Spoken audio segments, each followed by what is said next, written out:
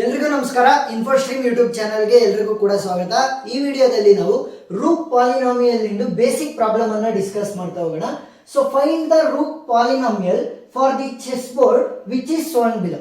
So first ಏನ್ ಮಾಡೋಣ ಅಂತಂದ್ರೆ ಬೇಸಿಕ್ ಪ್ರಾಬ್ಲಮ್ ಅನ್ನ ಕಲಿಯೋಣ, ಆಮೇಲೆ ಅಡ್ವಾನ್ಸ್ ಒಂದು ಸ್ವಲ್ಪ ಕಷ್ಟ ಇರುವಂತ ಪ್ರಾಬ್ಲಮ್ ಗಳನ್ನ ಪ್ರೊಸೀಡ್ ಆಗ್ತಾ ಹೋಗೋಣ. ಸೊ ಇವಾಗ ಅವ್ರು ಏನ್ ಕೊಟ್ಟಿದ್ದಾರೆ, ಫಸ್ಟ್ ಒಂದು ಚೆಸ್ ಬೋರ್ಡ್ ಅನ್ನ ಕೊಟ್ಟಿದ್ದಾರೆ, ಈ ಆಕಾರದ್ದು ಒಂದು ಚೆಸ್ ಬೋರ್ಡ್ ಅನ್ನ ಕೊಟ್ಟಿದ್ದಾರೆ. ಸೊ ನಾನು ಇದರ ರೂಟ್ ಪಾಲಿನಾಮಿಯಲ್ ವ್ಯಾಲ್ಯೂನ ಕಂಡುಹಿಡಿಬೇಕಾಗುತ್ತೆ. ಸಿಂಪಲ್. ಸೊ ಫಸ್ಟ್ ಸೊಲ್ಯೂಷನ್ ಹೋಗೋಣ. ಸೊಲ್ಯೂಷನ್ ಇದು ಯಾವ ರೀತಿ ಇದೆ ಅದೇ ರೀತಿ ಬಿಡಿಸ್ಕೊಳ್ರಿ ಅಷ್ಟೇ. ಸೊ ನಂಬರಿಂಗ್ 1 2 3 4 ಸರಿನಾ. ಸೊ ಇವಾಗ ನೋಡಿ ನಾನು ಏನ್ ಮಾಡ್ತೀನಿ ಅಂತಂದ್ರೆ ಎಲಿಫೆಂಟ್ ಅನ್ನ ಕೂರ್ಸೋದಕ್ಕೆ ಟ್ರೈ ಮಾಡ್ತೀನಿ ಈ ಚೆಸ್ ಬೋರ್ಡ್ ಅಲ್ಲಿ. ಸೊ ಇವಾಗ ಎಲಿಫೆಂಟ್ ಏನಾಗುತ್ತೆ, ಒಂದು ವರ್ಟಿಕಲ್ ಆಗಿ ಹೋಗ್ಬೋದು, ಇಲ್ಲ ಅಂತಂದ್ರೆ ಆರಿಜಾಂಟಲ್ ಆಗಿ ಹೋಗ್ಬೋದು. ಅದು ಡಯಾಗ್ನಲ್ ಅಲ್ಲಿ ಯಾವುದೇ ಕಾರಣಕ್ಕೂ ಬರಲ್ಲ, ಕೇವಲ ಆರಿಜಾಂಟಲ್ ಮತ್ತೆ ವರ್ಟಿಕಲ್. ಸೊ ಅಟ್ ಪ್ರೆಸೆಂಟ್ ಇವಾಗ ಏನ್ ಮಾಡ್ತೀವಿ ಅಂತಂದ್ರೆ ಆರ್ ಒನ್ ಅಂತಂದ್ರೆ ರೂಟ್ 1 ವ್ಯಾಲ್ಯೂ ಏನಾಗಿರುತ್ತೆ ಅಂದ್ರೆ ಕೇವಲ ಒಂದೇ ಒಂದು ಎಲಿಫೆಂಟ್ ಅನ್ನ ಕೂರಿಸ್ತೀನಿ. ಈ ಎಲಿಫೆಂಟ್ ಅನ್ನ ಕೂರಿಸಿದಾಗ ಕ್ಲಾಶ್ ಆಗ್ಬಾರ್ದು, ಅಂದ್ರೆ ಅಟ್ಯಾಕ್ ಆಗ್ಬಾರ್ದು ಬೇರೆ ಎಲಿಫೆಂಟ್ ಇಂದ. ನೋಡಿ ಇವಾಗ ಕೇವಲ ಒಂದೇ ಒಂದಿದೆ ಅಂತ ಅನ್ಕೊಳ್ಳಿ, ನಾನು ಈ ಜಾಗದಲ್ಲಿ ಕೂರಿಸ್ಬೋದು, ಈ ಜಾಗದಲ್ಲಿ ಕೂರಿಸ್ಬೋದು, ಈ ಜಾಗದಲ್ಲಿ ಕೂರಿಸ್ಬೋದು, ಈ ಜಾಗದಲ್ಲಿ ಕೂರಿಸ್ಬೋದು. ಸೊ ಇವಾಗ 4 ಪಾಸಿಬಲ್ ಕಂಡೀಷನ್ ಇದೆ, 4 ಅಂತ ಬರಿತೀನಿ. So next possible condition for 2 non-capturing rooks ಅಂತಂದ್ರೆ ಇವಾಗ ಒಂದು ಆನೆ ಇತ್ತಲ್ವಾ, ಇವಾಗ ನಾನು 2 ಆನೆಗೆ ಹೋಗ್ತೀನಿ. ಸೊ R2 ಅಂತಂದ್ರೆ ಇನ್ನು 2 ಆನೆಗಳು ಇದಾವೆ. ಸೊ ಈಗ ನಾನು 1 ಅಲ್ಲಿ ಕೂರಿಸ್ದೆ ಅಂತ ಅನ್ಕೊಳ್ಳಿ, 1 ಆನೆನ. ಸೊ ನಾನು ಪಕ್ಕದಲ್ಲಿ 2 ಹತ್ರ ನಾನು ಕೂರಿಸಬಾರ್ದು. ಯಾಕೆ?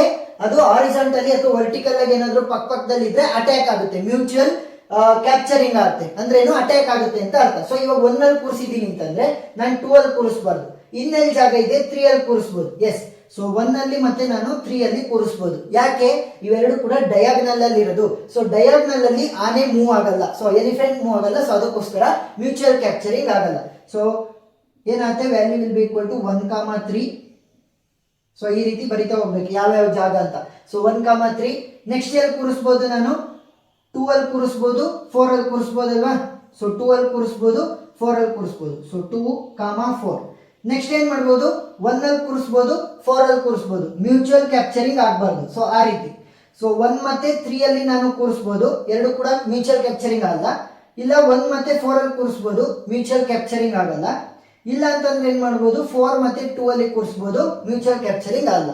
ಏನಾದ್ರೂ ಕೂಡ ನಾನು 2 ಮತ್ತೆ 3 ಅಲ್ಲಿ ಕೂರಿಸಿದ್ರೆ ಎಲ್ಲಿರೋದು ವರ್ಟಿಕಲ್ ಕೆಳಗಡೆ, ಸೊ ಏನಾಗುತ್ತೆ ಅಟ್ಯಾಕ್ ಆಗುತ್ತೆ. ಸೊ ಇವಾಗ ನನಗೆ ಏನಾಯ್ತು, R2 value will be equal to 3.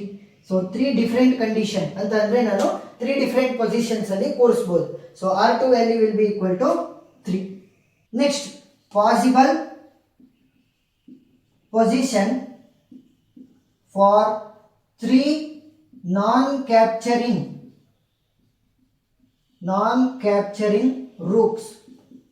So non capturing ರೂಟ್ಸ್ಗೆ 3 ಅಂದ್ರೆ 3 ಎಲಿಫೆಂಟ್ಸ್ ಬಂತು ಅಂತ ಅನ್ಕೊಳ್ಳಿ. ಸೊ 1 ಇಲ್ಲಿದೆ, 2 ಇಲ್ಲಿ ಕೂರಿಸ್ತೀನಿ, 3ನೇದು ಇಲ್ಲಿ ಕೂರಿಸ್ತೀನಿ ಅಂತಂದ್ರೆ ಇವೆರಡು ಏನಾಯ್ತು, ವರ್ಟಿಕಲ್ ಆಯ್ತು, ಅಟ್ಯಾಕ್ ಆಗುತ್ತೆ. ಇಲ್ಲಿ ಕೂರಿಸ್ತೀನಿ ಅಂತಂದ್ರೂ ಏನಾಯ್ತು, ಇವೆರಡು ಕೂಡ ಹಾರಿಜಾಂಟಲ್ ಆಯ್ತು, ಅಟ್ಯಾಕ್ ಆಗುತ್ತೆ. ಸೊ ಇಲ್ಲಿ ಕೂರಿಸ್ತೀನಿ ಅಂತಂದ್ರೆ ಏನಾಯ್ತು, ಇವೆರಡು ಹಾರಿಜಾಂಟಲ್ ಆಯ್ತು, ಅಟ್ಯಾಕ್ ಆಗುತ್ತೆ. ಸೊ ಇವಾಗ ನಾನು 3ಅನ್ನ ನಾನು ಅಟ್ಯಾಕ್ ಆಗ್ದಂಗೆ ಕೂರ್ಸಕ್ಕಾಗಲ್ಲ, ಅಂದ್ರೆ ಮ್ಯೂಚುವಲಿ ಕ್ಯಾಪ್ಚರ್ ಆಗೇ ಆಗ್ತವೆ. So R3 value will be equal to 0.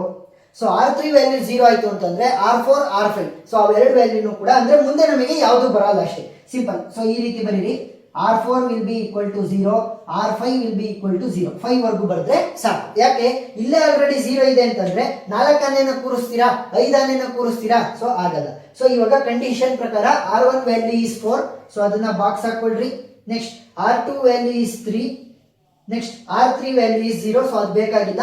R1 ಮತ್ತೆ R2 ಮಾತ್ರ ನಮಗೆ ವ್ಯಾಲ್ಯೂ ಸಿಕ್ಕಿರೋದು ಕರೆಕ್ಟ್ ಆಗಿ, ನೋಡಿದಿರೋದೆಲ್ಲ 0. ಸೊ ಇವುಗಳನ್ನ ಇಟ್ಕೊಂಡು ನಾವು ರೂಟ್ ಪಾಲಿನಾಮಿಯಲ್ ಅನ್ನ ಬರೀಬೇಕು.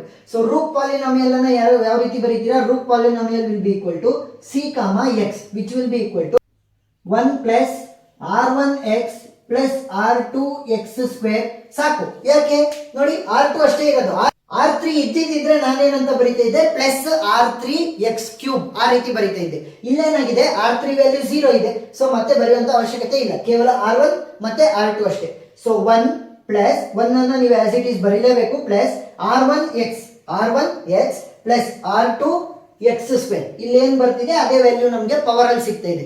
ನೆಕ್ಸ್ಟ್ r3 ಇದ್ದಿದ್ರೆ r3 x ಪವರ್ 3, r4 ಇದ್ದಿದ್ರೆ r4 x ಪವರ್ 4. ಸೊ ಈ ರೀತಿ ಬರೀತಾ ಇದ್ವಿ. ಸೊ ಪ್ರೊಸೀಡ್ ಆಗ್ತಾ ಆಗ್ತಾ ನೆಕ್ಸ್ಟ್ ಪ್ರಾಬ್ಲಮ್ಗಳು ಬರ್ತಾವಲ್ಲ, ಸೊ ಅದರಲ್ಲಿ ನಿಮಗೆ ಆ ರೀತಿ ಪ್ರಾಬ್ಲಮ್ಸ್ ಬರ್ತವೆ. ಸೊ ಅದನ್ನ ಡಿಸ್ಕಸ್ ಮಾಡೋಣ.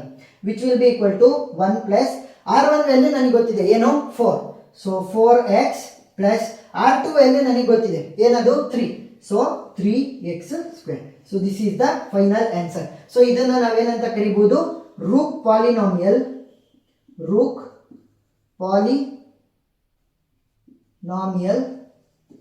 For given chess board. ಸರಿನಾ? ಸೊ ಕೊಟ್ಟಿರುವಂತಹ ಚೆಸ್ ಬೋರ್ಡ್ಗೆ ರೂಕ್ ಪಾಲಿನಾಮಿಯಲ್ ಏನಾಗಿದೆ 1 plus 4x plus 3x. So ಈ ರೀತಿ ಪ್ರಾಬ್ಲಮ್ ಅನ್ನ ಬೇಸಿಕ್ ಪ್ರಾಬ್ಲಮ್ ಕೂಡ ಕೇಳಬಹುದು, ಒಂದ್ ಸ್ವಲ್ಪ ಟಫ್ ಇರುವಂತಹ ಪ್ರಾಬ್ಲಮ್ ಅನ್ನು ಕೂಡ ಕೇಳಬಹುದು. ಸೊ ಅದನ್ನ ಫರ್ದರ್ ಡಿಸ್ಕಸ್ ಮಾಡ್ತಾ ಹೋಗೋಣ. ಏನಾದ್ರೂ ಡೌಟ್ ಇತ್ತು ಅಂತಂದ್ರೆ ಕಮೆಂಟ್ ಸೆಕ್ಷನ್ ಅಲ್ಲಿ ತಿಳಿಸಿ. ಉಳಿದಿರುವಂತಹ ಎಲ್ಲಾ ಕಾನ್ಸೆಪ್ಟ್ ಗಳು DMS ಅಲ್ಲಿ ಎಲ್ಲಾ ಪ್ಲೇ ಲಿಸ್ಟ್ ಗಳ ಲಿಂಕ್ ನಿಮಗೆ ಡಿಸ್ಕ್ರಿಪ್ಷನ್ ಅಲ್ಲಿ ಸಿಗುತ್ತೆ. ಪ್ರತಿಯೊಂದು ಮಾಡ್ಯೂಲ್ದು ಕೂಡ ನೀವು ನೋಡಬಹುದು. ವಿಡಿಯೋ ಇಷ್ಟ ಆಗಿದ್ರೆ ಸಬ್ಸ್ಕ್ರೈಬ್ ಆಗೋದನ್ನ ಮರಿಬೇಡಿ. Thank you.